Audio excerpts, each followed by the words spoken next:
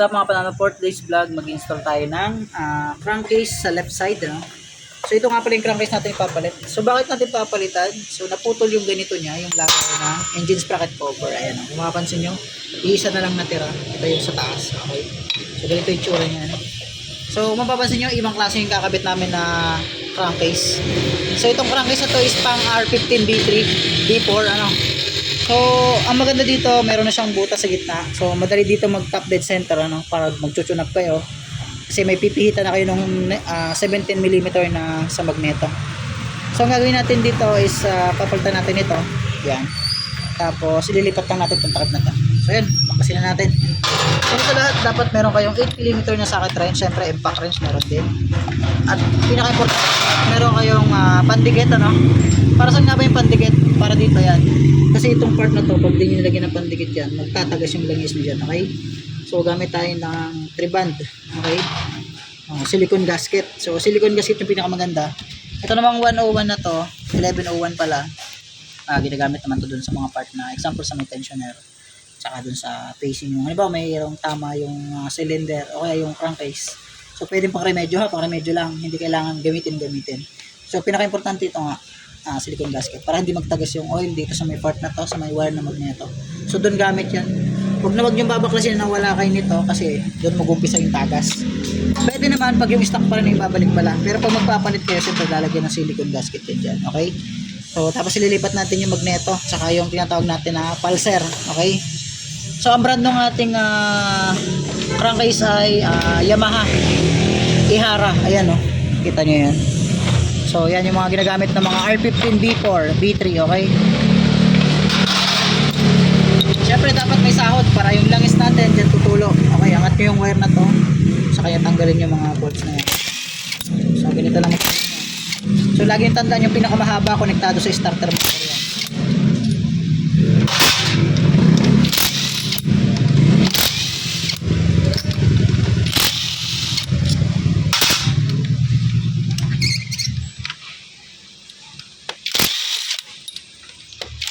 Pag stuck kayo, tanggalin nyo na rin ito muna para hindi kayo maabala. Nasaan yung bolts sa kanya? Yan, sa is. Nilabas ko pa yung kanya. So, may sa is tayo, nilabas ko na head na ito. So, kailangan nyo tanggalin yung shifting natin, shifting pedal. Kasi, nakaharang yan doon sa crankcase. So, ibabalik din natin yan pagkatapos. Yan. Para pag hinila natin ito palabas, hindi tayo mahirapan. So ito na, hilahin natin, dahan-dahan lang. May langis dito papatak, kunting-kunti lang to. Yan. So ingatan nyo lang itong so ito yung papalitan natin, crankcase lang mga kapanalo. So ingatan nyo rin masira itong tinatawag na metal gasket. So tanggalin nyo yung dowel guide kasi ililipat natin yan. Tigas. So ito yung pin ng starter gear. Sa idle gear, yung pinakampin. So yung iba kasi nito, dito pwede sa 150 mahaba to. Pwede lang siya kung ipapamachine shop nito. Pwede siya sa Sniper 150 para may kabit nyo, ipapamachine shop nyo yan. Bali, papantayin nyo yan dito, tapos papalagyan nyo ng butas ng lagay ng pin. Yun yung conversion sa 150cc. Pero may nabibili sa dyan na para sa Sniper 150 na ganito na wala na kayong co-convert. So kailangan nyo ng impact wrench dito, kalasin nyo yung magneto. Yan gamit kayo ng 5 allen. Yan. 3 piraso yan mahaba. At yung 2 maiksi naman sa pulser yan. So kung gusto nyo madaling pagkalas nito, kailangan nyo talaga ng impact wrench. O kaya medyo papaluin nyo ng konti. Mag-ingat lang sa pagbaklas nito kasi ito napuputol. Kasi meron pa itong tinatawag na thread locker. So gagamitan din natin mamaya ng thread locker yan. Kasi delikadong kumalas yan. Ha? Ito medyo madumi na pero okay pa yan kasi wala pa siya yung pinakang parang sunog. So pag nakita nyo may sunog na, wala na yan. Kailangan nyo ng palitan. So goods pa yan.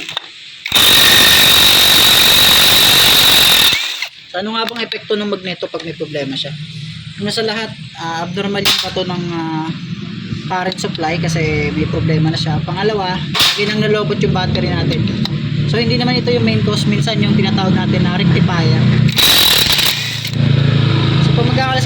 to dapat natatandaan nyo kung saan nakalagay lahat yan. Ultimo yung maliit na to, pati mga tornilyo. Dapat hindi nagkakapalit-palit. Tandaan nyo na dalawang tornilyo dito maikse at yung tatlo mahaba. So sa pagtanggal ng gasket, dapat dahan-dahan lang tayo. Kasi pag na-deform yan, siguradong makakabili yung bagong may-ari ng bagong gasket. So kung may pera naman tayo, why not? Palit agad, di ba? Yan. So pwede pa itong gamitin. Yan. Shoutout sa maingay na yan. Sapakin nyo agad. Yan, ito. So ito yung may silicone gasket. Yan. Tanggal na natin guys. So ito ngayon, kukunin natin yung towel at ililipat natin. Tapos tanggalin natin itong mga panalo. Yan. Antigas. So pag ganito hindi na matanggal, buli na lang kayo ng bago, mura lang naman to. So pag nakalas nyo na, ito na yung gagawin natin. So didikitan natin ito muna ng silicone gasket. Yung ukab na yan, okay, para ma-fix natin to. So para maiwasan yung tagas. So ito yung silicone gasket natin. Kadalasan silicone gasket ginagamit yan. So lagyan nyo lang yan. Kuha lang kayo ng konti, tapos linisin nyo to. Lagyan nyo lang yan mga panalo yan. Yan, okay na yan. So ito, apply nyo lang konting-konti lang din.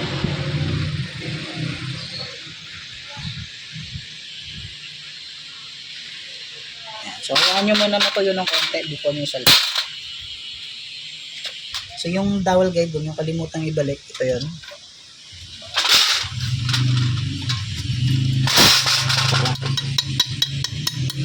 Yan.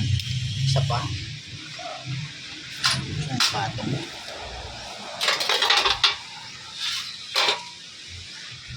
Dowel guide. Ito yung dowel guide. Yan. Siyempre, ibalik natin ang gasket na yan. Okay, so linisin nyo rin yung gasket bago nyo ibalik. Siyempre, maraming oil yun. Gigi, patuloy mo na yung ilalim. I-change lang yan, saka tanggalin mo na yung oil filter. Yan, tanggalin natin. So, dahil may dala lang si Boss, Shell, i-change na rin yung kanyang unit. Okay, so linisin nyo itong pinagdedikitan ng mga crankcase natin, saka yung gasket yan. Panasin nyo lang mabuti, at pwede natin ibalik yan. So kumuha na pala ako ng thread locker. So yung thread locker na yan, lalagyan nyo dito sa bolts. So ito yung bolts na yan, lagyan nyo ng tigko-konti lang. Huwag yung pakaramihan, baka hindi na mabunot. So tatlo yung tornilyo na yung mahaba.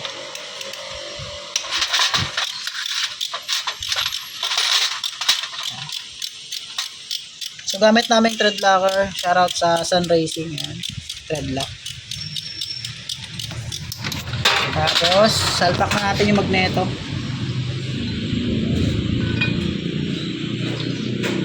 So dito din naman kayo magkakamali sa paglalagay kasi may guide naman yan. So ilagay na natin yung tornilyo, 3 piraso mahaba. So ang gamit nating allen 5mm.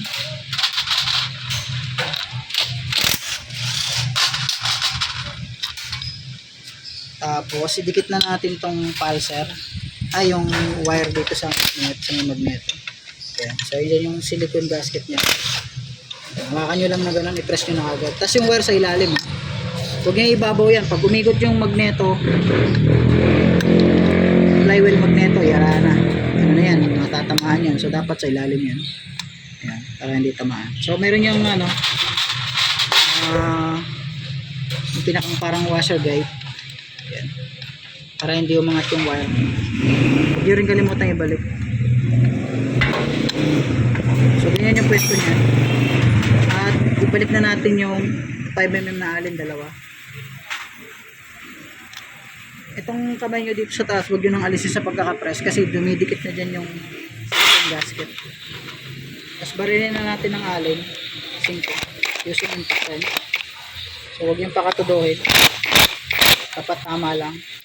So meron naman yung pandikit kaya hindi yan kakalas.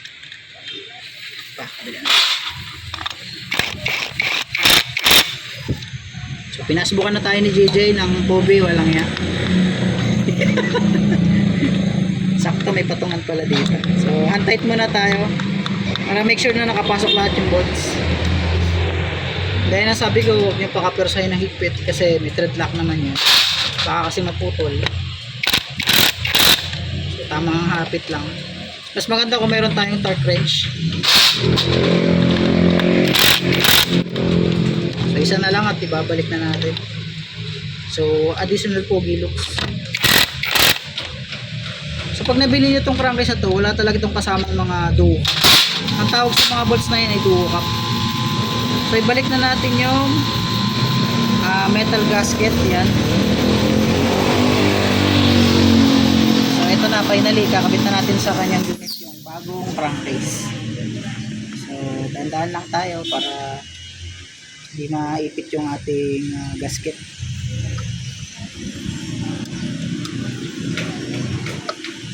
Nako, sinasabi, lakas ng magnet, sobra deform.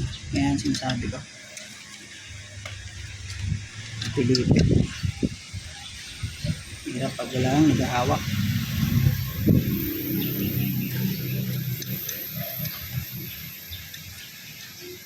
Lakas ng magnet eh. So pag pinasok nyo kasi talaga ito, babatakin kayo ng pinakang magnet.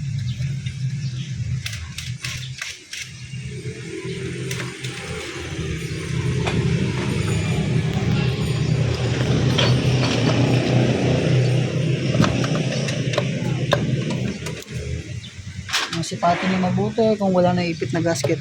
Kasi pag may naipit yan, tatagas yan mga panalo.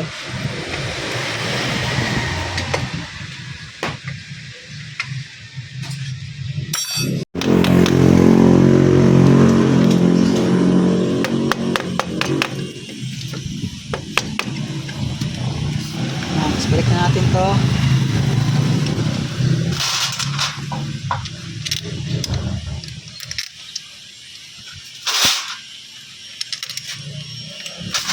Ito yung mahaba sa starter motor konektado.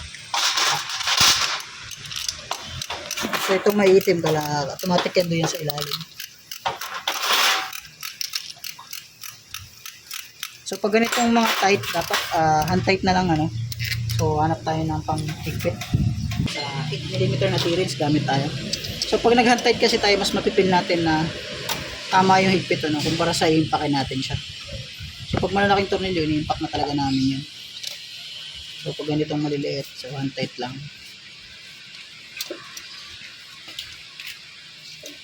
Aray, balita. Okay naman. Ito, nagbo-vlog pa rin. Okay.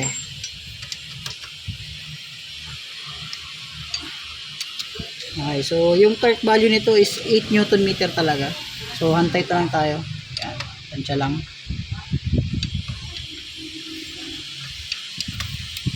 At ayan na nga, konti na lang, tapos na no.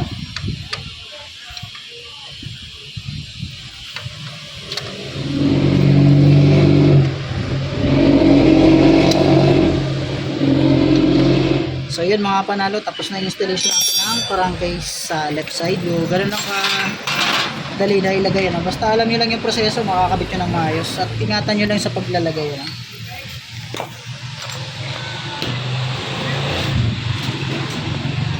So inilipat lang natin doon takip. At ito, binigay nilang natin kay boss yung gold na yan.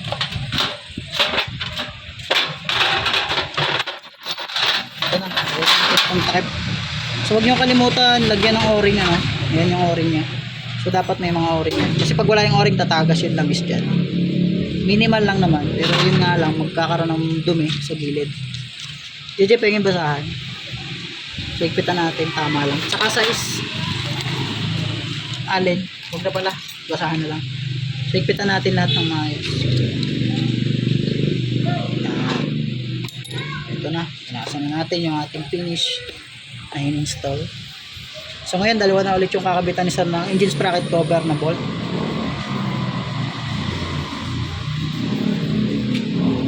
Yan, okay. Kung ganda, 'di ba? Additional look sa ating puging motor ano.